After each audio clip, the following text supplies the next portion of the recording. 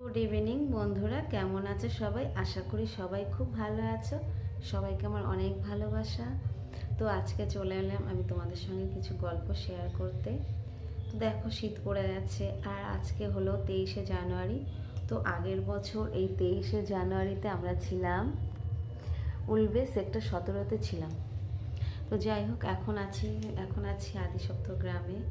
তো যাই হোক, একটা বছর কীভাবে ঘুরে যায় আর একটা বছরে কত কিছু হয়ে গেছে, কত কিছু বদলে যায়, কত মানুষকে আমরা হারিয়ে ফেলেছি। তো যাই হোক, তো শীত পড়েছে অনেকদিন থেকে, মনটা খুব খারাপ। মানে কিছু পিঠে টিঠে বানালেই শুধু বাড়ির কথা মনে পড়ছে, বিশেষ করে মায়ের কথা মনে পড়ছে।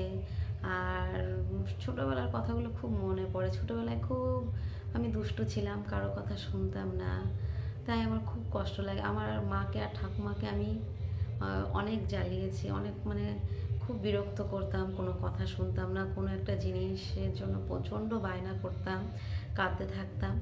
আর আমার খুব মনে আছে, রাতে যখন আমি ঘুমিয়ে পড়তাম তো আমাকে খেতে ডাকতো, তো আমি খুব কাঁদতাম। তো এখন আমার খুব কষ্ট লাগে যে কেন আমি আমার মাকে এত বিরক্ত করতাম। সত্যি জানি না, এখন সেই দিনগুলো খুব মানে কষ্ট লাগে যে তখন তো বুঝতাম না, কাঁদতেই থাকতাম।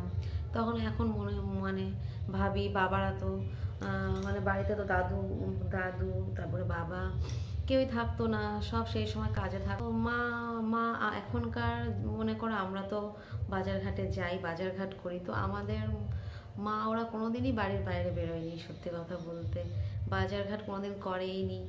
এখন তো হালে পড়ে সবাই মোটামুটি বাজারে টাজারে আসে যায়, কিন্তু তখন কিন্তু কেউ করতো না বাজারঘাট, ঘর থেকেই বেরোতো না। বাড়ির বউ মানে শুধু সারাদিন রান্না করবে। তো যাই হোক, যখন এরকম ভাবি তো খুব খারাপ লাগে যে মা ওরা তো তখন আমাদের মতো, আমরা এখন কিছু হলেই বাজারে চলে যাই, দোকান থেকে এটা সেটা কিনে নিয়ে আসি। তখন তো এরকম ছিলই না, মা ওরা কেউ কোনোদিন বাজারেই যেত না। যেহেতু বাড়ির কাছেই বাজার ছিল, তো বাজারে যাওয়াটা একটা বিশাল বড় অপরাধ ছিল। তো এখন তারপরে যখন আস্তে আস্তে বড় হলাম, ভাবলাম কেন আমি এরকম করতাম। সত্যি এরকমভাবে কাঁদতাম। মা বেচারি কি করতো একা একা, মানে মা বাজারে তো যাওয়া বারণ, তো মেয়ে ছেলেরা তো বাজারে যায় না। তো আমি এরকম বিরক্ত করতাম, কান্নাকাটি করতাম, কোনো কিছু চাইতাম। তখন ভাবতাম মা ঠাকুমা কি করবে। আর সবাই তো মানে কেউ তো তখন বাড়িতে থাকতো না সারাদিন, আর মা ঠাকুমাই বাড়িতে থাকতো। তো কত কিছু ঘরের গৃহিণীদের কত কিছু সহ্য করতে হয়, ছেলে মেয়েদের তাদের ভালো মন্দ দেখা, তাদের বায়না, তাদের দুষ্টুমি, সত্যি তাদের কত কষ্ট লাগতো। এখন যখন আমি মা হয়েছি আমিও বুঝতে পারি, আর আমার প্রতি পদে পদে এই জিনিসগুলো আমার খুব অনুভব হয় যে আমি সত্যি কত দুষ্টু ছিলাম, আমি কেন এরকম করতাম, সত্যি মা বেচারি কী করতো। তো যাই হোক, তো ছোটোবেলার কিছু কথা তোমাদের সঙ্গে শেয়ার করলাম। সবাই খুব ভালো থেকো।